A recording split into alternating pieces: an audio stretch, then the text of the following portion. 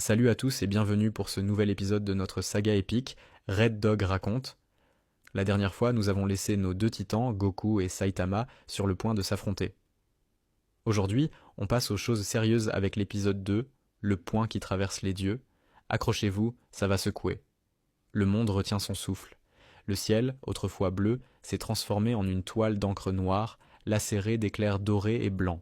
C'est le signe que deux puissances, que rien ne pouvait contenir, s'affrontent enfin. Imaginez un peu. Quelque part, dans leur royaume céleste, même les dieux de la destruction et les anges interrompent leurs activités pour observer ce spectacle inédit. Sur terre, le vent hurle comme un esprit tourmenté. Les bâtiments restants, déjà fragilisés, commencent à s'effriter sous la pression colossale de leurs auras. Au milieu de ce chaos, Goku et Saitama se toisent encore, parfaitement immobiles. Leurs regards sont des lames d'acier qui s'entrechoquent dans le silence. C'est le calme avant la tempête, une tension si palpable qu'on pourrait la couper au couteau, et puis plus vite qu'un battement de cœur en une fraction de seconde. Ils disparaissent. Nous voilà au cœur de l'impact invisible. La zone de combat n'est plus qu'un immense champ de ruines. L'air lui-même se déforme, vibrant sous l'effet d'ondes de choc que l'œil humain ne peut percevoir. Goku et Saitama échangent des coups à une vitesse si vertigineuse que même la poussière en suspension semble figée dans le temps, incapable de suivre leur rythme infernal. Dans l'esprit de Goku, une pensée fulgurante traverse son esprit de combattant d'élite. C'est impossible. Il anticipe chacun de mes mouvements, sans même utiliser de ki. Comment fait-il ? Chaque parade, chaque esquive de Saitama est parfaite, naturelle, presque nonchalante. De son côté, Saitama semble ailleurs. Une bulle de pensée apparaît au-dessus de sa tête, complètement décalée par rapport à la situation. J'espère qu'il restera des magasins ouverts après tout ça. J'ai presque plus de ketchup. C'est cette déconnexion qui rend le personnage si terrifiant. Soudain, leurs points se rencontrent dans un choc cataclysmique. Une explosion d'énergie pure déchire le sol sur des kilomètres. Au-dessus d'eux, les nuages noirs sont soufflés comme de la simple fumée, révélant un ciel étoilé. Les montagnes qui entouraient la plaine, témoins silencieux du début du combat, disparaissent simplement, vaporisées dans une lumière aveuglante. La puissance libérée est inimaginable. Goku est projeté en arrière par la force de l'impact. Il s'éloigne d'un bond agile pour reprendre ses distances, ses vêtements déjà en lambeaux.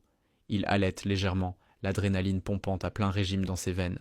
Son aura bleue, celle du Super Saiyan Blue, commence à crépiter, puis vire au rouge flamboyant. C'est le Super Saiyan God Blue Kaioken, poussé à sa limite, le fameux multiplicateur x20. La chaleur qui émane de lui est si intense qu'elle fait fondre la roche autour de lui. Il crie, non pas de douleur, mais d'une excitation pure, une fureur guerrière qu'il n'avait pas ressentie depuis des années. « Je n'ai jamais affronté quelqu'un comme toi. Arrête de te retenir et montre-moi ton vrai pouvoir, Saitama. » Face à cette démonstration de puissance divine, Saitama soupire, un air presque las sur le visage. « Mon vrai pouvoir ? Franchement, j'en ai qu'un seul. Et le problème, c'est que ça finit souvent beaucoup trop vite. » Sans attendre de réponse, Goku se jette à nouveau sur lui. Cette fois, chaque coup qu'il porte, même ceux parés par Saitama, fissure la Terre comme l'impact d'une bombe nucléaire, envoyant des ondes sismiques à travers toute la planète. Le combat atteint un nouveau paroxysme. Goku comprend qu'un simple échange de coups ne suffira pas. Il doit tout donner. Il prend à nouveau ses distances et joint ses mains sur le côté, les paumes ouvertes. Une petite sphère d'énergie bleue, dense et incandescente, naît entre ses mains. L'air autour de lui crépite, saturé de ki. Le sol tremble sous l'accumulation d'une puissance cosmique. Goku commence son incantation, sa voix résonnant comme un tonnerre divin. Ka me ha me. L'énergie se concentre, la lumière devient insoutenable. Il pousse ses bras en avant. Ha! Un rayon d'une taille monumentale, un tsunami d'énergie pure, jaillit de ses mains dans un rugissement qui déchire l'espace-temps. L'explosion qui s'ensuit engloutit absolument tout, le paysage, l'horizon, le ciel lui-même. Une lumière blanche et pure consume l'écran. C'est une attaque capable de détruire une planète entière. Et pourtant, alors que la lumière aveuglante se dissipe lentement, une silhouette se dessine dans le cratère fumant. Saitama, complètement intact. Pas une égratignure, pas un vêtement brûlé. Il baisse les bras et regarde Goku presque déçu. C'était joli, dit-il calmement. Maintenant, à mon tour. Lentement, il lève son poing droit.